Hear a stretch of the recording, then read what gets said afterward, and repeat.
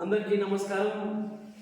నేడు మన తెలుగు రాష్ట్రాల్లో జరుగుతున్నటువంటి పరిస్థితులను మీ అందరికీ తెలిసిన విషయమే. మరి ముఖ్యంగా మన దేశంలో, మన రాష్ట్రంలో, ముఖ్యంగా మన తెలుగు రెండు రాష్ట్రాలలో క్రైస్తవుల మీద, మరి క్రైస్తవ మత పెద్దల మీద జరుగుతున్నటువంటి మరి విమర్శలను మనం చూస్తూ ఉన్నాం. సో రీసెంట్గా ఈ మల్లెపూల గోల తెర మీదకి వచ్చింది. షాలేం రాజు గారు మల్లెపూలను పెట్టుకున్న వారంతా కూడా బజారు మనుషులు అని చెప్పాడు, మహిళలను కించపరుస్తూ మాట్లాడుతున్నాడు అనేటువంటి విమర్శ చేస్తున్నటువంటి సందర్భాన్ని మనం చూస్తూ ఉన్నాం.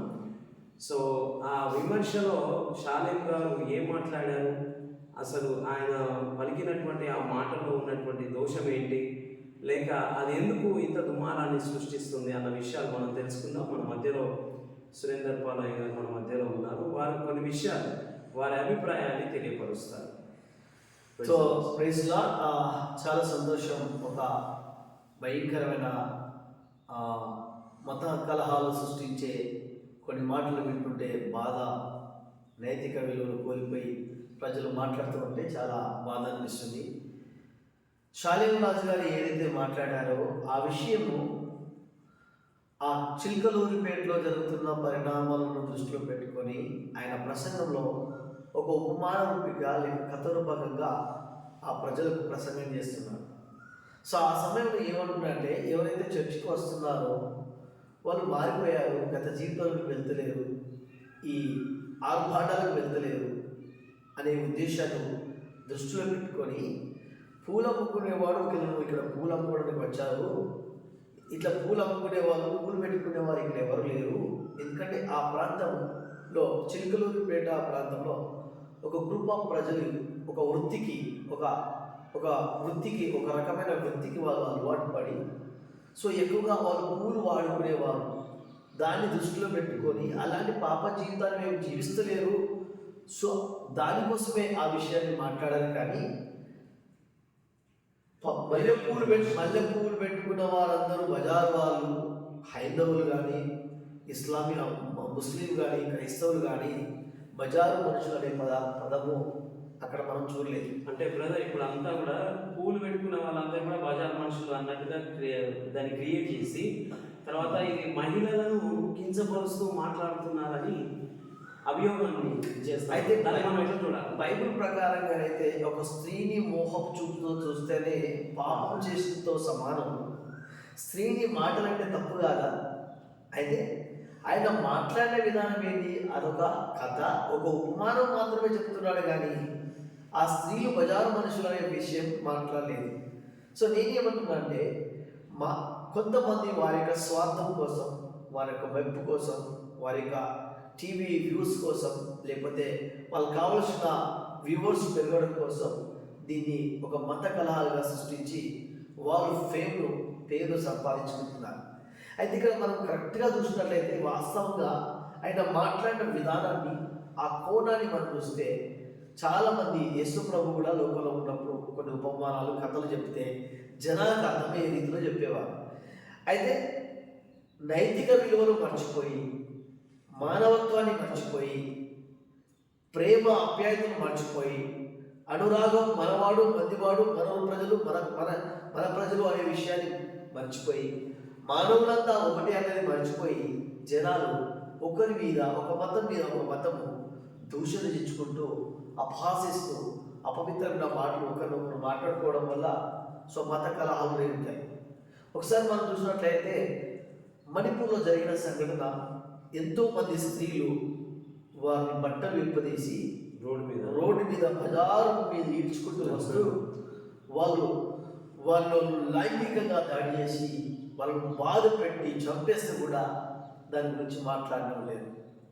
మల్లెపూల గురించి మాట్లాడడం మంచిదే, కానీ మానవత్వం మట్టగలుస్తుంది, మానవత్వం నశించిపోతుంది అనే విషయాన్ని ప్రజలు మర్చిపోయారు అనేది ఒక విషయం.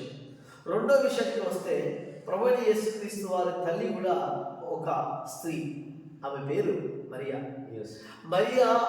ఆమె యొక్క మాతృత్వం మీద, ఆమె యొక్క స్త్రీతత్వం మీద అనేక మంది వారికి ఇష్టం వచ్చినట్టుగా వారు మాట్లాడారు. అవును.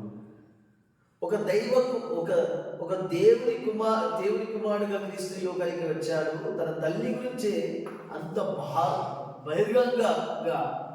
బహిరంగమైన సందేశాలు ఇస్తూ కించపరుస్తూ ఎన్నో అమ్మనా బూతులు తిడుతూ దూషిస్తూ వారు మాట్లాడుతున్నారు.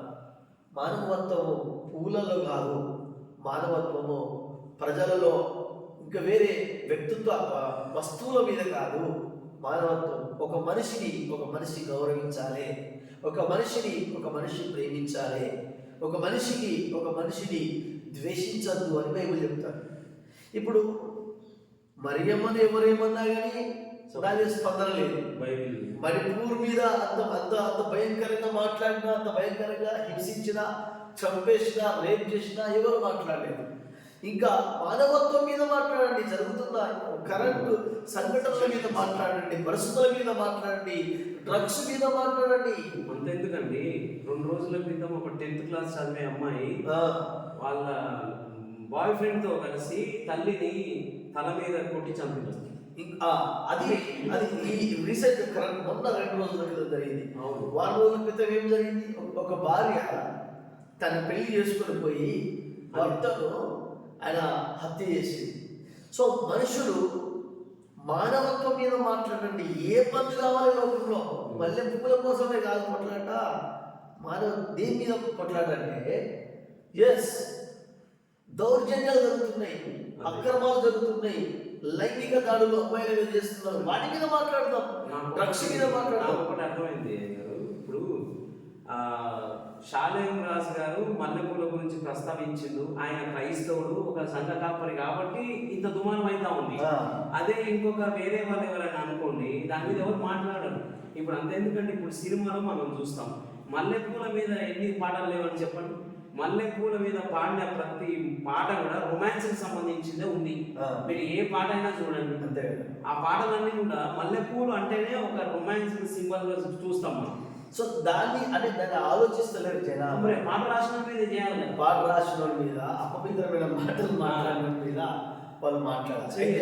నేను ఒకటే విషయం చెప్తున్నా, పాస్టర్ ఇక్కడ ఉన్నాడు కాబట్టి ఆయన మీద దుమ్మెత్తిపోయాలా, క్రైస్తత్వం మీద దుమ్మెత్తిపోయాలనేది వీళ్ళ ఎజెండా. అంటే షాలేం రాజు గారికి మనకేం సంబంధాలు లేవు. షాలేం రాజు గారు ఎక్కడ ఉంటారో తెలియదు, ఆయన చర్చ ఎక్కడ తెలియదు, ఎప్పుడు చూడలేదు. కాకపోతే ఏంటంటే, మనుషులు మాట్లాడిన మాటల మీద మాట్లాడుతున్నారు కానీ మనుషులు చేస్తున్న క్రియల మీద ప్రజలు మాట్లాడలేదు.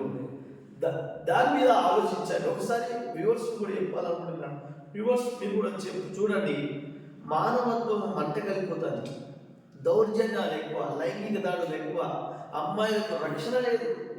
వాటి మీద మాట్లాడండి, డ్రగ్స్ మీద మాట్లాడండి, విచ్చలవిడితనం చెప్పండి, సహజీవనం మీద మాట్లాడండి. ఎంత భయంకర, ఎన్ని కుటుంబాలు నాశనం అయిపోతున్నాయి, వాటి మీద మాట్లాడండి. కానీ మల్లెపూల విషయాన్ని మనం సమర్థిస్తలేము. మనం సమర్థించడం కాదు, ఆయన ఏదో తప్పుగా మాట్లాడినా వీళ్ళకి తప్పుగా వినబడ్డదా మనకు తెలియదు. కానీ అదొకటే విషయం కాదు. ఇష్యూ సమాజంలో మానవత్వం మంట కలిసిపోతుంది, దాని మీద మాట్లాడండి. నేను అనుకుంటున్నాను, ఈ కార్యక్రమం ద్వారా చాలామంది జీవితంలో దేవుడు గొప్ప కార్యం చేయాలని ఆశిస్తున్నాను. ఎందుకంటే చిన్న ఒక 5th క్లాస్, ఒక 5 సంవత్సరాల పాప కూడా నుండి 90 సంవత్సరాల స్త్రీకి ఏమాత్రం రక్షణ లేదు. లైంగికంగా దాడులు, చైల్డ్ అబ్యూస్ జరుగుతుంది, వాటి మీద మాట్లాడారు.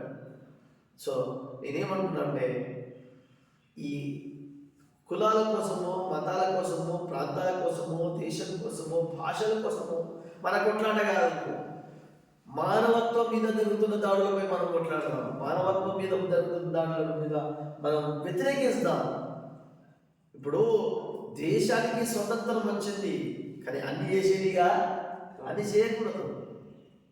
చాలామంది వాళ్ళు సమర్థించుకుంటూ మా ఆలోచన గొప్ప అని మాట్లాడుకుంటున్నారు. ఇది సరి అనేది కాదు. మానవత్వాన్ని కాపాడుకుందాం, మనుషులను కాపాడుకుందాం. జాతి, మత, కుల, ప్రాంతీయ భేదాలు లేకుండా సమన్వయంగా బ్రతుకుదాం. God bless you all. Thank you.